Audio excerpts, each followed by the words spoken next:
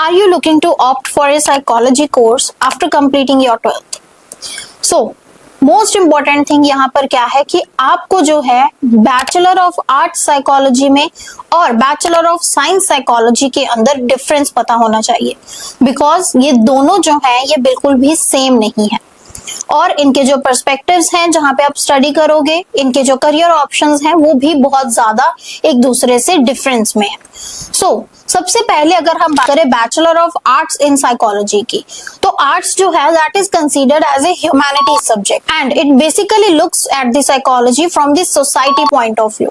इसके अंदर जो आप स्टडी करोगे that will be related to this sociology and philosophy. तो bachelor of arts in psychology is mostly for the students who are interested in counselling और in the social work perspectives. Second है हमारे पास bachelor of science in psychology.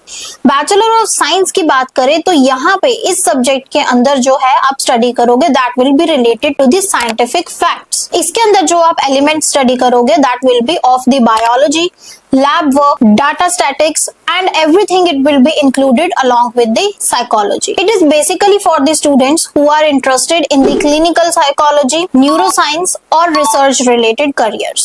So इन दोनों के बीच में जो है वो बहुत बड़ा difference है। The same and long difference is between the masters courses also. चाहे आप master of arts in psychology ले रहे हो, चाहे आप master of science in psychology ले रहे हो, तो same और लॉन्ग जो डिफरेंस है वो आपको मास्टर स्टडीज में भी मिल जाएगा। अगर हम इनके करियर अपॉर्चुनिटीज की बात करें तो अगर आप बीए इन साइकोलॉजी कंप्लीट कर रहे हो देन आपके पास जो ऑप्शंस रहेंगे that will be of A social worker, you can play a role as a counselor, you can be a HR specialist, you can be a public relation manager and there are many other options. BA in psychology करने के बाद आपकी जो career opportunities रहेंगी उनकी जो annual package रहेगा आपको या उसकी जो सैलरी रहेगी so that will be of the 30 lakhs per annum. Whereas अगर हम bachelor of science in psychology की बात करें तो यहाँ पे आपके जो जॉब रोल्स रहेंगे that will be of clinical psychologist, forensic psychologist, research assistants and many others.